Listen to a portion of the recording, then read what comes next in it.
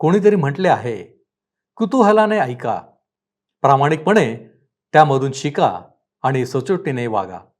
संवादाची सर्वात मोठी समस्या ही आहे की आपण समजून घेण्यासाठी ऐकत नाही. आम्ही ऐकतो ते उत्तर देण्यासाठी. जेव्हा आपण कुतूहलाने ऐकतो तेव्हा उत्तर देण्याच्या हेतूने आपण ऐकत नाही. शब्दांच्या मागे काय आहे ते आम्ही ऐकतो, शिकण्यासाठी आणि ते आचरणात आणण्यासाठी. काय आपल्या ऐकणे शिकण्यासाठी आणि पालन करण्यासाठी आहे?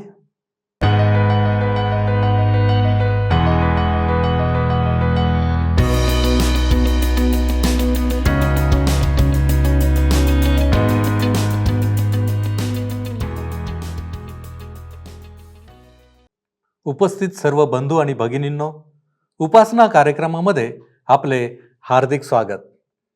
प्रियानो, आपल्याकडे प्रत्येक आई वडील, मोठी माणसे सदैव आपल्या लेकरांना किंवा लहान लेकरांना काहीतरी गोष्टी वारंवार सांगण्याचा प्रयत्न करीत असतात, जेणेकरून त्या गोष्टी लेकरांच्या अंतःकरणात ठसतील, त्यांच्या जीवनाला शिस्त लागेल, एक योग्य वळण लागेल. एक मनुष्य या नात्याने आपण जर इतकी काळजी घेतो तर परमेश्वर, ज्याने आम्हा सर्वांना निर्माण केले, तो कितीतरी अधिक पटीने आमची काळजी घेईल. म्हणूनच आम्ही त्याची लेकरे या नात्याने आमची जबाबदारी पार पाडावी. हेच आपण आजच्या अध्ययनातून पाहणार आहोत. आपण एका गोष्टीवर लक्ष केंद्रित करण्याचा प्रयत्न करू, ती म्हणजे ऐका, शिका आणि काळजीपूर्वक पाळा. तर मग चला प्रियानो, आपण आपल्या अध्ययनाची सुरुवात करूया. श्रोत्यानो, आज आम्ही अनुवादाचे पुस्तक 4था अध्याय 12 पासून शेवटल्या वचनापर्यंत आणि त्यानंतर 5वा अध्याय त्याच्या काही वचनांवर विचार करणार आहोत. आम्ही पाहिलं होतं की कशा प्रकारे परमेश्वराने त्यांना सांगितले होते की तुम्ही हे सर्व विधी व नियम, सर्व वचने आपल्या मुलाबाळांनाही शिकवा, त्यांना सुद्धा माझे भय बाळगायला शिकवा. 12वं वचन सांगतं, तेव्हा परमेश्वराने त्या अग्नीमधून तुमच्याशी भाषण केले. तुम्ही बोलण्याचा आवाज ऐकला पण काही आकृती पाहिली नाही, वाणी मात्र ऐकली. प्रभू येशूने फार स्पष्टपणे सांगितले, योहान कृष्णवर्तमान 4था अध्याय आणि 24व्या वचनात, की परमेश्वर आत्मा आहे व जे त्याची उपासना करतात त्यांनी आत्म्याने व खरेपणाने त्याची उपासना करायला हवी. श्रोत्यानो, प्रभू येशू ख्रिस्त आमच्याकरिता मानव बनला, परंतु पवित्र शास्त्र बायबलमध्ये त्याचे शारीरिक रूप कसे होते ह्याविषयी काहीच वर्णन आम्हाला वाचायला मिळत नाही. मी व्यक्तिगतपणे ख्रिस्ताच्या चित्रावर विश्वास ठेवित नाही. मला माहीत आहे की आपणापैकी अनेक लोकांना येशूचे चित्र समोर ठेवून उपासना करणे आवडते.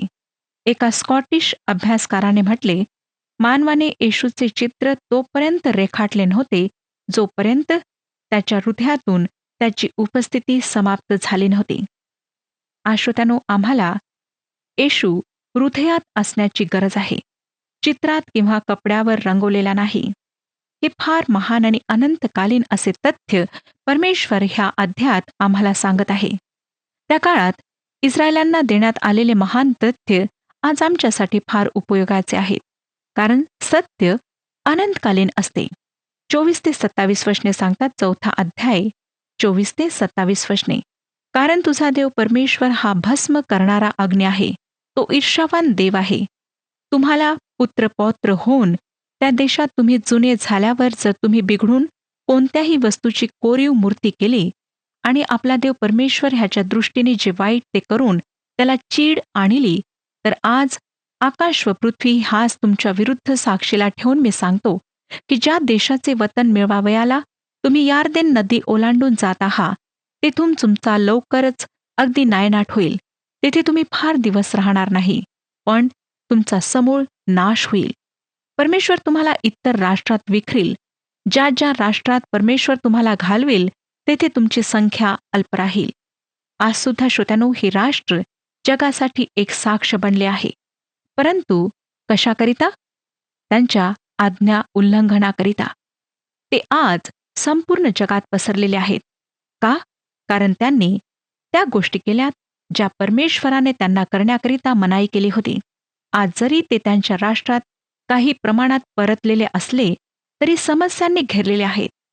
परंतु जेव्हा परमेश्वर त्यांना स्वतः वापस आणेल तेव्हा त्यांना ह्या सर्व समस्या राहणार नाहीत.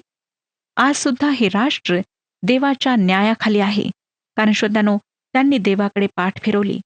जे राष्ट्र देवाला नाकारते त्यांच्यावर देवाचा न्याय अवश्य येतो. आज आमच्यासाठी हा एक महान पाठ ह्या ठिकाणी आहे. 30 वचन वाचूया. 4 अध्याय 30 वचन. तू संकटात पडलास आणि ही सर्व अरिष्टे तुझ्यावर आली, म्हणजे शेवटी तू आपला देव परमेश्वर ह्याच्याकडे वळशील आणि त्याची वाणी ऐकशील. महासंकटाविषयी जो काळ येणार आहे त्याविषयी पवित्र शास्त्रात ही एक पहिली नोंद आहे.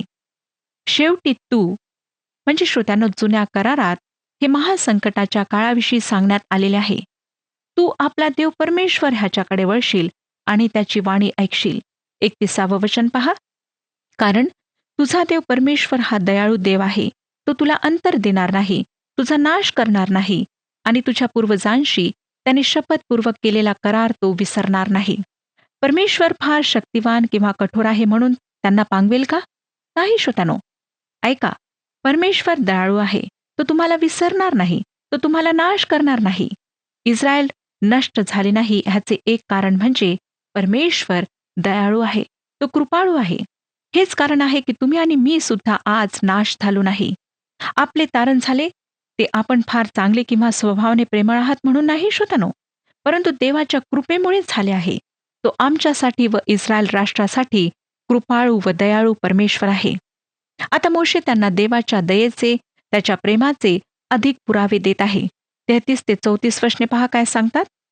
तुम्ही ऐकले त्याप्रमाणे देवाच्या वाणीचे शब्द ऐकूनही दुसरे कोणी लोक जिवंत राहिले आहेत काय?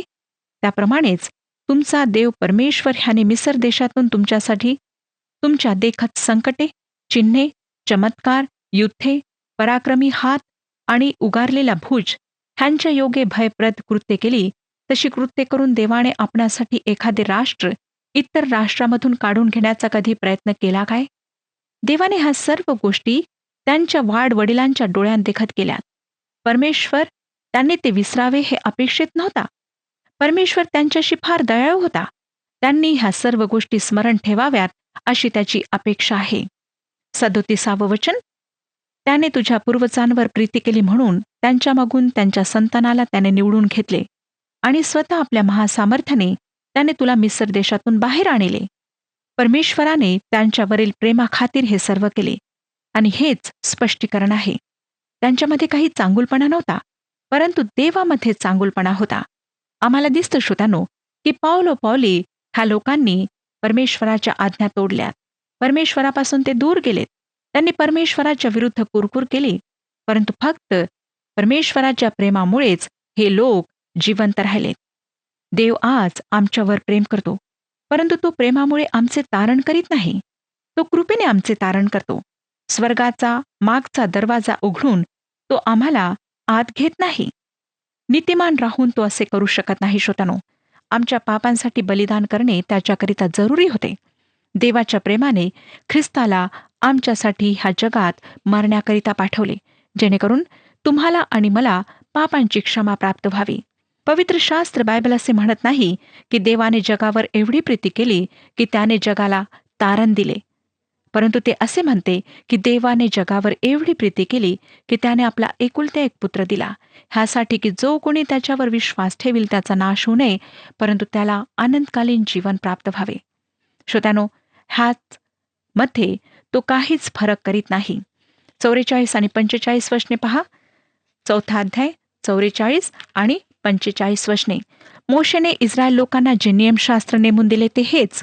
इस्रायल लोक मिसर देशातून निघाले तेव्हा त्यांना मोशेने सांगितलेले निर्बंध, विधी व नियम हेच. ह्यांना हे विधी व नियम पाळायचे होते, हे निर्बंध पाळायचे होते आणि तेव्हाच परमेश्वर त्यांना आशीर्वादित करणार होता. आता 5वा अध्याय आम्ही पाहणार आहोत. ह्या अध्यायामध्ये 10 आज्ञांची पुनरावृत्ती आम्हाला पाहायला मिळते. हे मोशेचे दुसरे औपचारिक भाषण आहे. नियमशास्त्र तो पुन्हा सांगत आहे. अद्यापही भर प्रेम आणि आज्ञापालन ह्या 2 विषयांवर आहे. 5 पासून 7 अध्यायांमध्ये 10 आज्ञांना पुन्हा सांगणे आणि त्यांचा खुलासा करणे आम्हाला आढळते. ज्या पिढीने सिने पर्वताजवळ दिलेले नियमशास्त्र ऐकले होते, ती पिढी आता समाप्त झाली होती. आता ही नवीन पिढी होती जी त्या देशात प्रवेश करणार होती. तिला नियमशास्त्र सांगून त्याचा खुलासा करणे मोशेकरिता आवश्यक होते. मोशे 40 वर्षाच्या रानातील अनुभवाच्या प्रकाशात ह्या सर्वांचा खुलासा ह्या नवीन पिढीकरिता करणार होता. आता आपणापैकी काही म्हणतील की ही तर निर्गमच्या 20व्या अध्यायाची नकल आहे. होय श्रोतांनो, असं वाटणं साहजिक आहे, कारण फार अधिक प्रमाणात ह्यामध्ये सारखेपणा आहे. हे दर्शविते की 10 आज्ञा पुनरावृत्ती करण्या इतपत महत्वाच्या आहेत. 10 आज्ञा आधारभूत नैतिक नियम आहेत. 5वा अध्याय 1 वचन पहा काय सांगतं.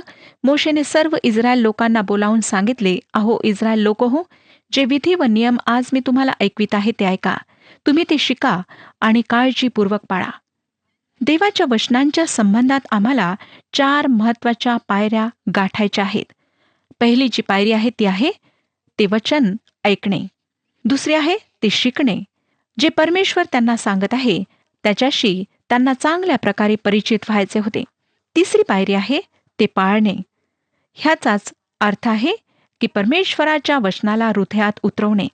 स्मरण करा श्रोत्यांनो की ह्याविषयी दाविदाने स्तोत्रसंहिता 119 अध्याय आणि 11व्या वचनात काय म्हटले. स्तोत्रसंहिता 119 अध्याय आणि 11वे वचन. मी तुझ्या विरुद्ध पाप करू नये म्हणून मी आपल्या मनात तुझे वचन जपून ठेविले आहे. नंतर चौथी पायरी जी आम्हाला पाहायला मिळते ती आहे की त्याप्रमाणे आम्ही करणे. देवाचे वचन फक्त आमच्या अंतःकरणात व डोक्यातच असायला नको, परंतु जेथे आमचे हात आहेत, जेथे आमचे पाय आहेत, तेथपर्यंत ते पोहोचायला हवे. अर्थातच श्रोत्यानो, त्या वचनाप्रमाणे आम्ही करायला हवे. नियम एखादी वाकडी तिकडी भिंत क्षितिजाशी सरळ रेषेत आहे किंवा नाही हे पाहण्याकरिता वापरण्यात येणाऱ्या दोराच्या टोकाजवळील शिशाच्या गोळ्याप्रमाणे आहे. नियम एका आरशाप्रमाणे आहेत, ज्याला हृदयावर धरण्यात आले आहे. कारवरील प्रखर प्रकाशाच्या दिव्याप्रमाणे आहे, जो अंधारात मार्ग दाखविण्यास व पुढे येणारे वळण उबडखाबड आहे किंवा नाही हे दाखविण्याकरिता असते. परमेश्वर हे स्पष्ट करतो की नैतिक नियमांद्वारे तो मानवाला वाचवणार नाही. नैतिक नियमात काही गडबड आहे असे मुळीच नाही. त्यामध्ये काहीच गडबड नाही, परंतु आमच्यामध्ये नक्कीच गडबड आहे. पॉल गलतीकारासपत्र 2 अध्याय आणि 16व्या वचनामध्ये हे अशा प्रकारे मांडतो. गलतीकारासपत्र 2 अध्याय 16वे वचन. तरी मनुष्य नियमशास्त्रातील कृत्यांनी नीतिमान ठरत नाही, तर येशू ख्रिस्तावरील विश्वासाच्या द्वारे ठरतो. हे जाणून आम्हीही ख्रिस्त येशूवर विश्वास ठेवला, ह्यासाठी की आम्ही ख्रिस्तावरील विश्वासाने नीतिमान ठरावे, नियमशास्त्रातील कृत्यांनी नव्हे. कारण नियमशास्त्रातील कृत्यांनी मनुष्य जातीपैकी कोणीही नीतिमान ठरणार नाही. कोणीही नीतिमान ठरणार नाही. का नाही? कारण नियमशास्त्रातील कृत्ये कोणीही करू शकत नाही. नियमशास्त्र पूर्णपणे कोणीही पाळू शकत नाही. गलतीकारासपत्र 3 अध्याय 19वे वचन सांगतं, तर मग नियमशास्त्र कशासाठी? ज्या संतानाला वचन दिले ते येईपर्यंत नियमशास्त्र हे उल्लंघनामुळे लावून देण्यात आले. ते मध्यस्थाच्या हस्ते देवदूतांच्या द्वारे नेमून देण्यात आले. नियमशास्त्राचा उद्देश काय हे विचारणे योग्य आहे. उत्तर आहे की ते अपराधांमुळे देण्यात आले. जोपर्यंत त्या बीजाची प्रतिज्ञा देण्यात आली ते बीज येत नाही, तोपर्यंत नियमशास्त्र एखाद्या व्यक्तीला अपराधी ठरवित असे. ते बीज प्रभू येशू ख्रिस्त आहे. गलतीकारासपत्र 3 अध्याय 24 आणि 25 वचने सांगतात. गलतीकारासपत्र 3 अध्याय 24 आणि 25 वचने. ह्यावरून आपण विश्वासाने नीतिमान ठरविले जावे म्हणून नियमशास्त्र आपल्याला ख्रिस्ताकडे पोहोचविणारे बालरक्षक होते. परंतु आता विश्वासाचे आगमन झाले आहे म्हणून आपण ह्यापुढे बालरक्षकाच्या अधीन नाही. नियमशास्त्राने शाळेच्या बालरक्षकाचे काम केले. एका नोकराप्रमाणे त्याने आम्हाला ख्रिस्ताकडे, त्या ख्रिस्ताच्या वधस्तंभाजवळ आणले, जेणेकरून आम्ही विश्वासाने नीतिमान ठरावे. नियमशास्त्र आम्हाला वधस्तंभाजवळ आणून म्हणते की तुम्ही पापी आहात, तुम्हाला तारणाऱ्याची आवश्यकता आहे. नियमशास्त्राचा उद्देश आहे आम्हाला तारणाऱ्याची गरज आहे हे दाखवणे. श्रोत्यानो, नियमशास्त्र चांगले आहे, ह्यात काहीच शंका नाही. नियमशास्त्र देवाचे मन प्रकट करते. ते दाखविते की तुम्ही व मी देवाच्या गौरवाला अंतरलो आहोत. नियमशास्त्र प्रगट करते की सगळ्यांनी पाप केले आहे व सर्व देवाच्या गौरवाला अंतरलेले आहेत. श्रोत्यानो, ह्या नियमशास्त्राला आपल्या जीवनात लावा, जेणेकरून त्याने आपणाला ख्रिस्ताजवळ आणावे. 5 अध्याय 2 आणि 3 वचने वाचूया. आपला देव परमेश्वर ह्याने होरेबात आपल्याबरोबर करार केला. हा करार परमेश्वराने आपल्या पूर्वजांबरोबर केला नाही, तर आज जे आपण सर्व जिवंत आहो त्या आपणाबरोबर केला आहे. देवाने त्यांना मिसरमध्ये नियमशास्त्र दिले नाही. जोपर्यंत ते अरण्यात होरेबजवळ होते, जो सिने डोंगर आहे, तेथे आले नाही, तोपर्यंत देण्यात आले नाही. नियमशास्त्र इस्रायल राष्ट्राला देण्यात आले. 4 ते 6 वचने पहा. परमेश्वराने त्या पर्वतावर अग्नीमधून तुमच्याशी तोंडोतोंड भाषण केले. त्या अग्नीच्या भीतीने तुम्ही पर्वतावर चढला नाही. परमेश्वराचे वचन तुम्हाला प्रगट करावे म्हणून त्या प्रसंगी मी परमेश्वराच्या व तुमच्यामध्ये उभा राहिलो. तेव्हा तो म्हणाला, ज्याने तुला मिसर देशातून दास्यगृहातून आणले, तो मी परमेश्वर तुझा देव आहे. जेव्हा ते मिसर देशात होते, तेव्हा ते मूर्तीपूजक देशात होते. ते मूर्तीपूजक काळात राहत होते. 7 वचन सांगतं, माझ्याखेरीज तुला वेगळे देव नसावेत. श्रोत्यानो, मानवाचे पहिले पाप नास्तिक होणे नव्हते, तर अनेक देवी देवतांची पूजा करणे होते. मानवाने अनेक दैवतांची पूजा केली. उदाहरणार्थ, बाबेलच्या बुर्जावर त्यांनी जिगरूट बांधले व त्याच्यावर त्यांनी बली चढवले.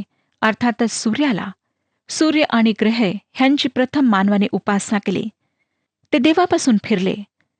जेव्हा ह्या पृथ्वीवर महापूर आला, त्यानंतर निश्चितच त्यांनी गडगडाट व विजा ह्यांची उपासना केली नाही, कारण त्यांच्या मनामध्ये त्यांच्याविषयी भीती भरली होती. त्यांनी मात्र सूर्याची उपासना केली. निर्मात्याची उपासना नाही, तर निर्मितीची पूजा केली. अनेक दैवतांची पूजा करणाऱ्यांविषयी देवाने म्हटले, माझ्यासमोर तुला दुसरे देव नसावेत. दाविदाच्या वेळेपर्यंत नास्तिकता नव्हती. श्रोत्यानो, त्याआधी लोक देवाच्या प्रगटीकरणाच्या इतके जवळ होते की देवापासून दूर जाणे त्यांच्या विचारात सुद्धा नव्हते. त्यांना ते शक्य नव्हते. देवाचे प्रगटीकरण त्यांच्या स्मरणात अद्यापही अगदी ताजे होते आणि कोणीही देवाचे अस्तित्व नाकारू शकत नव्हता. दाविदाच्या काळात मात्र स्तोत्रसंहिता 14 अध्याय 1 वचनात सांगितलेला आहे की मूढ म्हणतो की देव नाही, परमेश्वर नाही. जो व्यक्ती म्हणतो तो एकतर मूर्ख आहे किंवा तो मूढ आहे. ही पहिली आज्ञा देवाच्या अस्तित्वावर अविश्वास सुद्धा प्रकट करीत नाही. आज्ञा आहे, अनेक दैवतांची उपासना करू नये. 8 ते 10 वचने वाचूया. आपल्यासाठी कोरीव मूर्ती करू नको. वर आकाशातील, खाली पृथ्वीवरील व पृथ्वी खालच्या जलातील कशाचीही प्रतिमा करू नको. त्यांच्या पाया पडू नको किंवा त्यांची सेवा करू नको, कारण मी तुझा देव परमेश्वर ईर्ष्यावान देव आहे. जे माझा द्वेष करीतात त्यांच्या मुलांना 3ऱ्या-4थ्या पिढीपर्यंत वडिलांच्या अन्यायाबद्दल शासन करीतो, आणि जे माझ्यावर प्रेम करीतात व माझ्या आज्ञा पाळितात अशांच्या हजारो पिढ्यांवर मी दया करीतो. श्रोत्यानो, जगात फक्त 2 प्रकारचे लोक आहेत. एकतर परमेश्वराचा तिरस्कार करणारे किंवा दुसरे त्याच्यावर प्रेम करणारे. तो एखादी प्रतिमा किंवा मूर्ती ह्याविषयी मनाई करताना सविस्तर सांगतो, तू आपला देव परमेश्वर ह्याच्यावर संपूर्ण मनाने, संपूर्ण जीवाने, संपूर्ण बुद्धीने व संपूर्ण शक्तीने प्रीती कर. प्रभू येशू म्हणतो की ही सगळ्यात मोठी आज्ञा आहे. तरी सुद्धा आज अनेक लोक देवाचा तिरस्कार करतात. आज अनेक लोक आम्ही मूर्तीपूजा करीत नाही असे म्हणतात. तरी पॉल इफिस्करास पत्र 5 अध्याय आणि 5 वचनामध्ये म्हणतो, जारकर्मी, अशुद्ध कृती करणारा किंवा लोभी हा मूर्तीपूजक आहे. असल्या कोणासही ख्रिस्ताच्या व देवाच्या राज्यात वारसा नाही, हे तुम्ही जाणूनच आहात. श्रोत्यानो, जे काही आमच्या आणि देवाच्या मधात येते ते एखाद्या मूर्तीप्रमाणे आहे. काही लोकांसाठी त्यांचे बचत खाते, त्यांचे शिक्षण, त्यांची नोकरी, त्यांचे कुटुंब एखाद्या मूर्तीप्रमाणे असतात. टीव्ही सुद्धा तुमच्या आणि माझ्यासाठी एक मूर्ती होऊ शकतो. जे काही तुमच्या आणि माझ्या जीवनात पहिले स्थान घेते ते आमचे दैवत होते. 11वं वचन, तुझा देव परमेश्वर ह्याचे नाव व्यर्थ घेऊ नको, कारण जो परमेश्वराचे नाव व्यर्थ घेईल त्याची तो गय करणार नाही. जेव्हा पॉल म्हणतो की संपूर्ण मानवजाती पापी आहे, तेव्हा तो रोमकरास पत्र 3 अध्याय 14व्या वचनामध्ये लिहितो की त्यांचे तोंड शापाने व कडूपणाने भरलेले आहे. आज आम्हाला जागोजागी असे लोक सापडतात. परमेश्वराला त्यांचा वीट आहे. परमेश्वर म्हणतो की जे त्याचे नाव व्यर्थ घेतात त्यांना तो निरपराधी ठरविणार नाही. पहिल्या 3 आज्ञा नकारात्मक आहेत.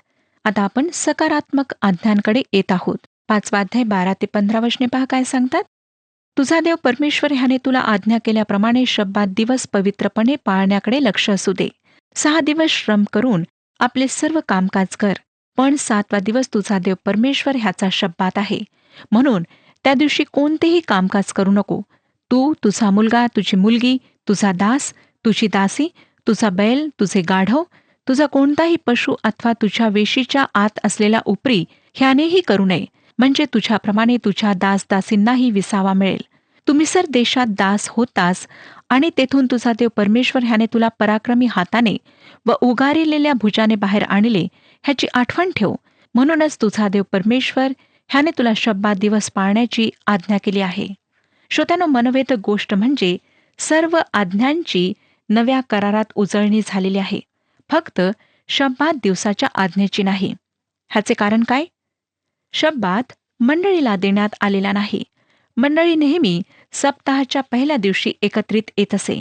त्या दिवशी ख्रिस्त मेलेलातून जिवंत झाला. शब्बात दिवसाचे इस्रायल राष्ट्राशी एक विलक्षण नाते आहे. निर्गमच्या पुस्तकात 31वा अध्याय आणि 13व्या वचनात परमेश्वराने म्हटले, तू इस्रायल लोकांना आणखी असे सांग की तुम्ही माझे शब्बात अवश्य पाळावे, कारण पिढ्यानपिढ्या तुमच्या माझ्यामध्ये ही खूण आहे. ह्यावरून हे कळावे की तुम्हाला पवित्र करणारा मी परमेश्वर आहे. श्रोत्यानो, शब्बात इस्रायलांना देण्यात आला होता. हे लक्षात घेणे मनोवेधक आहे की निर्गमचे पुस्तक 20व्या अध्यायामध्ये इस्रायलांना शब्बात दिवस ह्यासाठी पाळण्यास सांगण्यात आले होते की देवाने 6 दिवसात आकाश व पृथ्वी निर्माण केले होते. अनुवादाच्या पुस्तकामध्ये शब्बात इस्रायली व परमेश्वर ह्यांचे विलक्षण नाते दाखविण्यासाठी देण्यात आलेला आहे. आता इस्रायलांनी शब्बात दिवस का पाळायचा होता? कारण श्रोतांनो, ते मिसरमध्ये गुलाम होते. देवाने आपल्या सामर्थ्याने त्यांना बाहेर काढले.